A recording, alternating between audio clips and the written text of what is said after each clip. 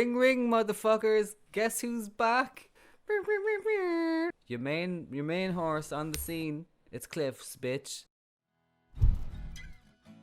This month's feature artist is Velvet Bloom, fronted by the wonderful Maddie, who I got to talk to about what the band's been up to since their incredible set at Cliff's 2019. Come on over here and we'll have a listen. Hi, so my name's Maddie, I'm from Velvet Bloom. We're currently in Victoria at the moment, so we are in lockdown. I live on the Mornington Peninsula, and so does Alex, my guitarist and my bassist, and then Yara is living out in Kew at the moment, and Nick, the drummer, is up in Caulfield. So things have been a bit weird down here, but yeah, they're okay. We're doing well. What's your earliest memory you have to do with music?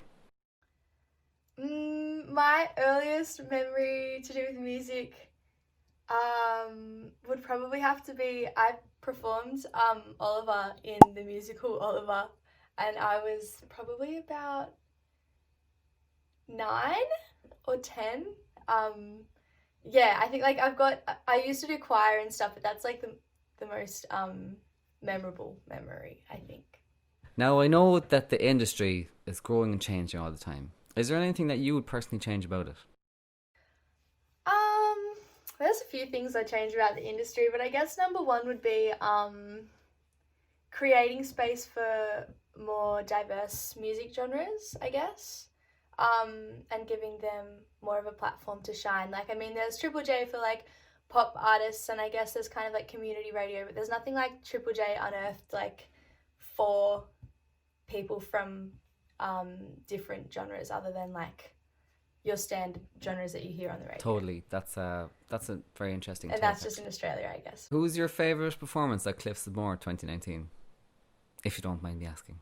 I loved the Teenage Dads performance, but those guys are just like, they're really good mates of ours, and every time you see them, they're so much fun. Like, they're so much fun to see live.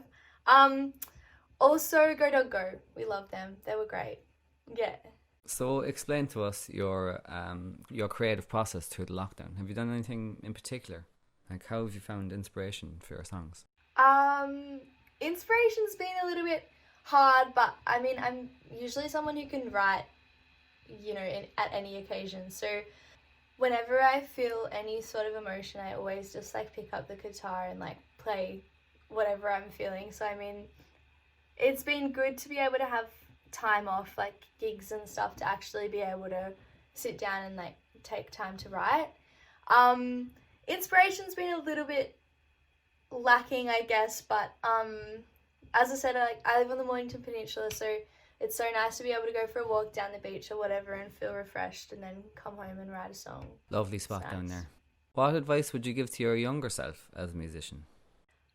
Just do it, I guess. I think when I was a bit younger, I used to kind of stress the small stuff and get worried about asking questions and whatever. But I feel like people in the music industry, if you come to them with a question, like, they're pretty receptive and they'll answer it. So I guess be more confident and believe in the music that you're writing. That's so inspiring. Believe in yourself, kids.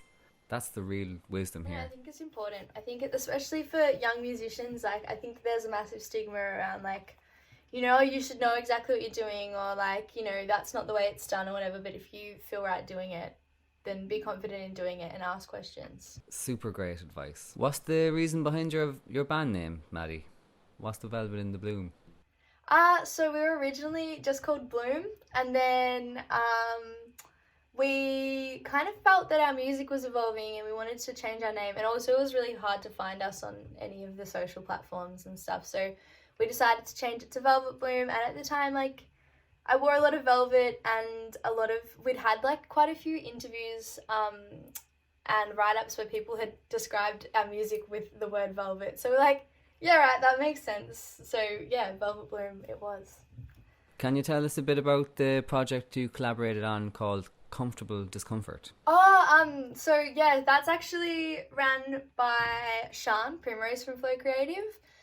Comfort and Discomfort, Sean put on this mental health and art course through isolation, and it was kind of just to connect with people. And so it was called Connect and Inspire, and they created a website from that. And so you can go through all of the artists that were on Comfort and Discomfort, and you can go through like all of their individual art pages, and they have like a few questions about isolation and stuff, and it's so cool. Like, she puts so much energy into that. So yeah, make sure you check it out. It's awesome.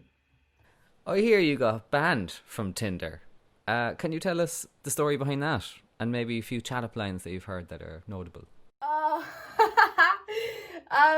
yeah, I think we were spamming people too much. We were banned from Tinder, but it's okay. We had, when we were on Tinder, we had quite a few really good pickup lines, but my favourite was Yara was talking to someone while I was at work on my phone, and they'd asked me to come back to their house, but like not realizing it was like a band. And then she like messaged them saying like, I hope your bed's big enough for 5. And then the guy was so confused, and then she's like, oh, like, look at our photos.